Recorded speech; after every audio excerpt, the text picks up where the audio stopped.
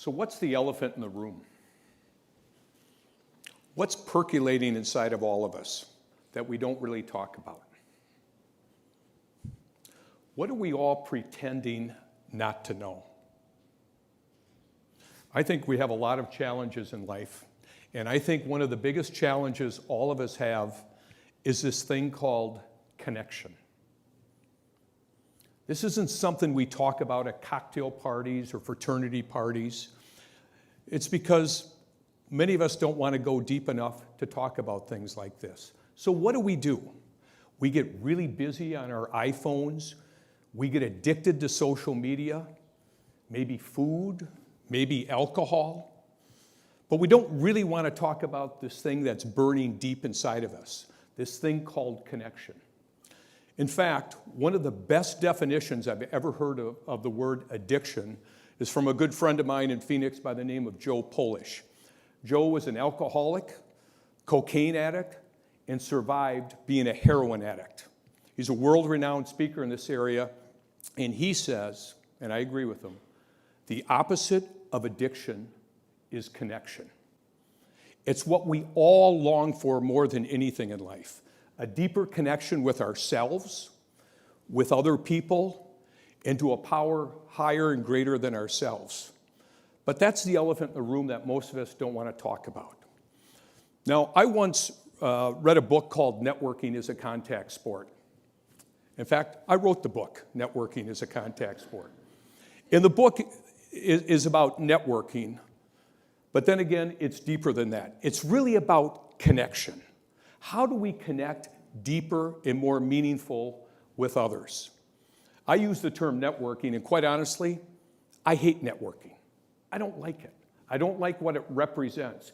Because most of us think, when we think of networking, an alpha male at a cocktail party chasing you down with his business card, right? In fact, by the end of this talk, you'll learn that networking is the complete opposite of that. And I really think the number one success tool in business and in life is this thing called relationships. And the quality of our lives, the quality of our businesses are based on the quality of our relationships. And those relationships are based on how effectively we network and connect with others. And I think if you look at all these TED Talks, and I've watched hundreds of them, by far I think the best TED Talk is the TED Talk on the Harvard study, a 75-year-old study on happiness. And the conclusion of that TED Talk is that good relationships keep us healthier, happier, and we live longer, period. But this isn't something that we want to talk about. It's the elephant in the room. And I think the secret of great networking and great connecting is the complete opposite of what we think. Great networking and connection is really a place we go to give and serve and not get. Perhaps the greatest networker and connector in my lifetime has been Mother Teresa, the consummate giver.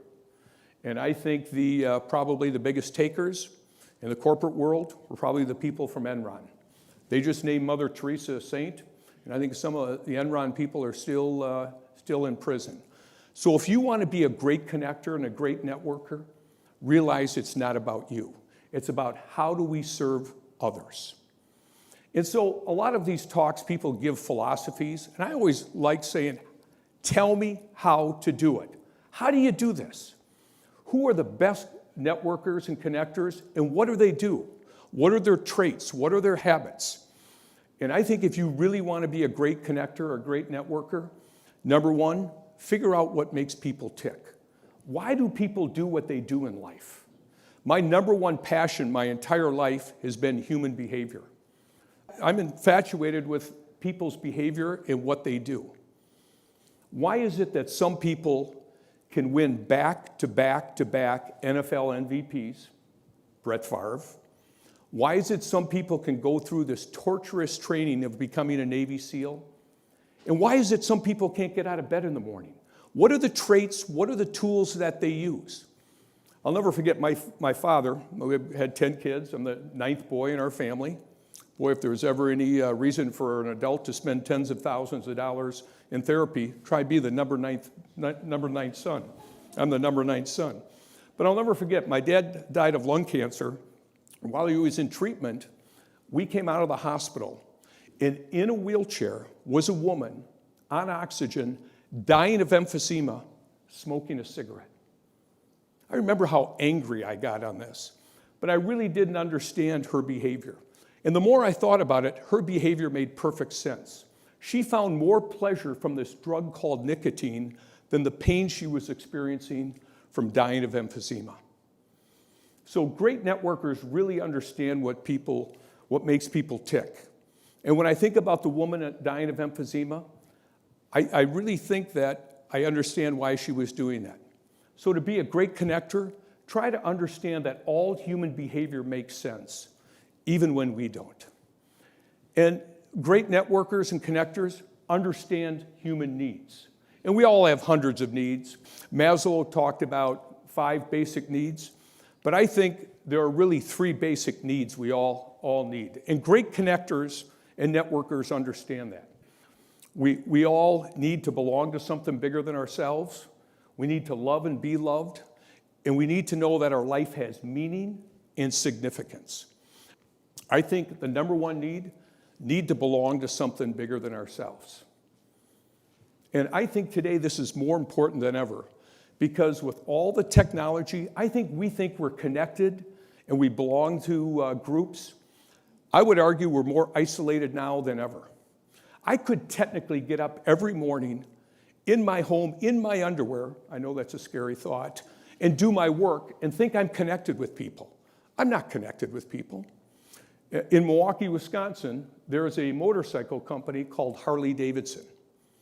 And if you look at Harley-Davidson, there's probably not a better company in the world that understands the need to belong better than Harley-Davidson.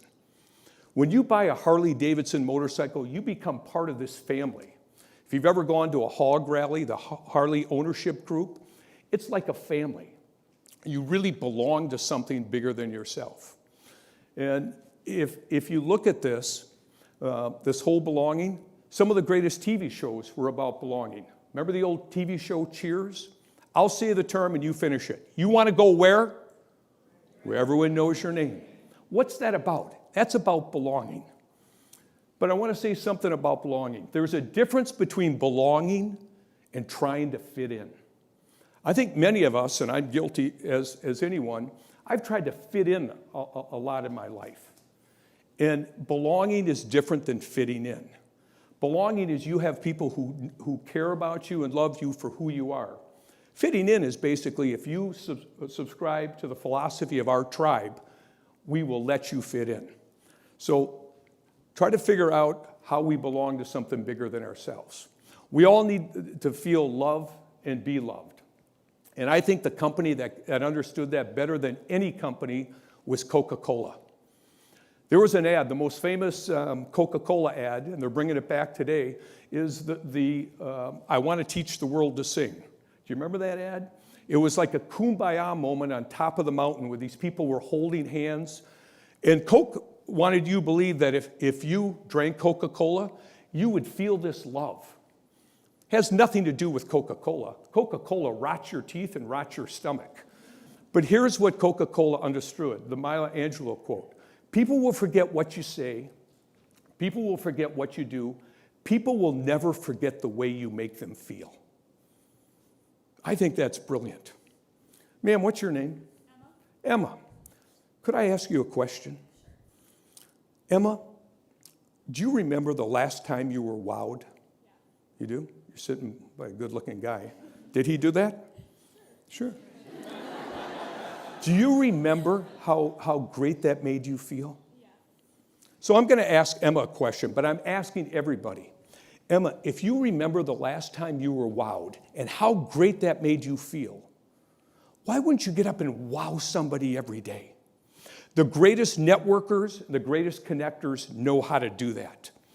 And so how do you create a wow factor? Tell me how to do that. You have to create what I call a PEC, a personal emotional connection.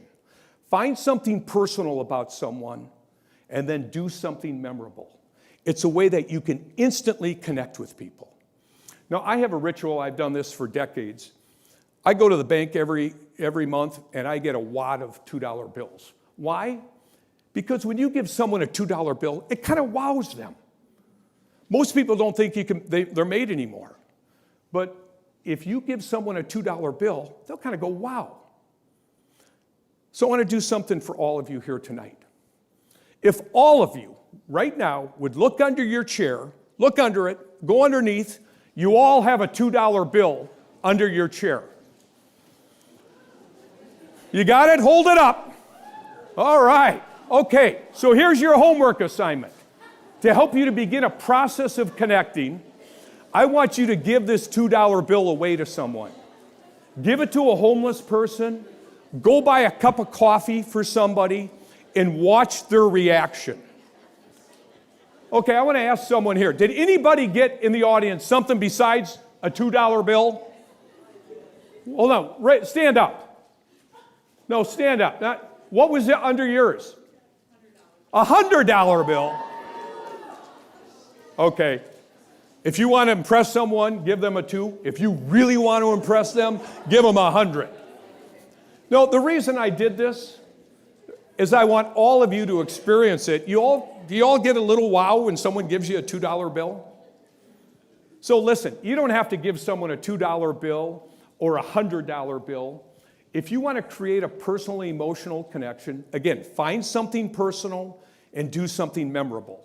We all need to know that our life has meaning and we've made a difference. The best ad on that I've ever seen is the MasterCard. Remember that? Fishing poles, $28. Worms, $3.25.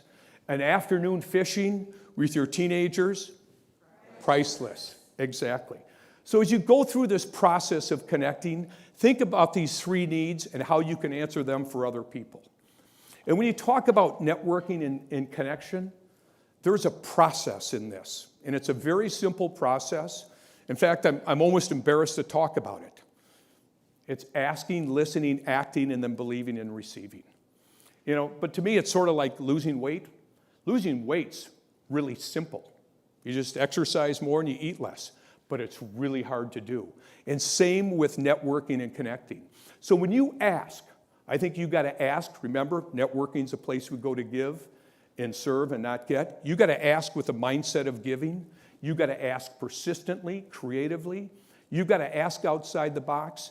And most importantly, I think you've got to figure out how to make asking fun. And if you can learn how to make asking fun, you'll never work another day in your life. And then listen. Most people think connectors and networkers are great talkers. In fact, they're incredible listeners. They'll ask good questions, and they'll sit back and listen and take it in, but they ask great questions. What are the 3 common questions we all ask? And they're terrible. Emma, I'm going to do it with you. Emma, how you doing? Good. Emma, you busy? Yeah, oh yeah. Hey, Emma, what's new? Not too much. I don't know anything about Emma. So after Emma and I break the ice, I think a great question to ask is, Emma, what are you most excited about in your life? And you can see Emma light up, and she can talk to you about things that really resonate with her, and that's how you build this connection. And so the third thing is, a lot of us ask and listen, but we don't take action. The greatest book written on taking action and overcoming excuses is a book written by Wayne Dyer called Excuses Be Gone.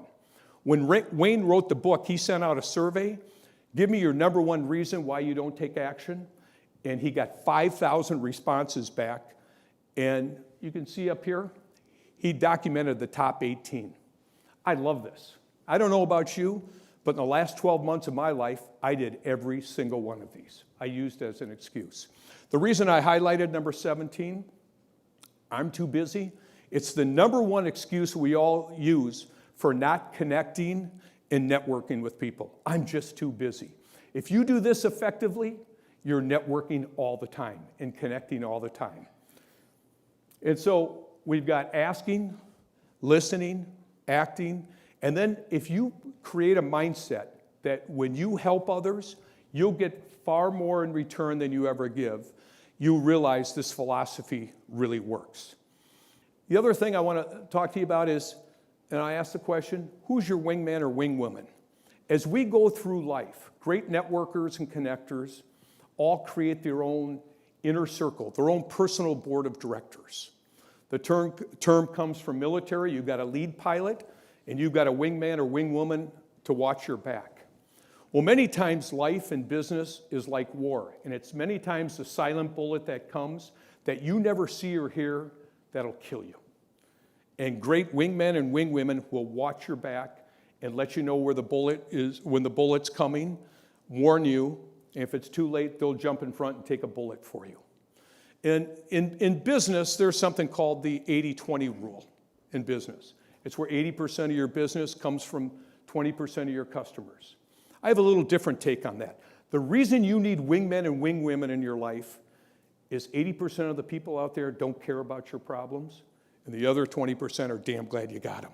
So you need someone in your inner circle to watch your back at all times. So I want to end with this. What is the real purpose of this networking, connecting? What's the real purpose of relationships? Have any of you ever been on the deathbed of a parent or grandparent or a loved one?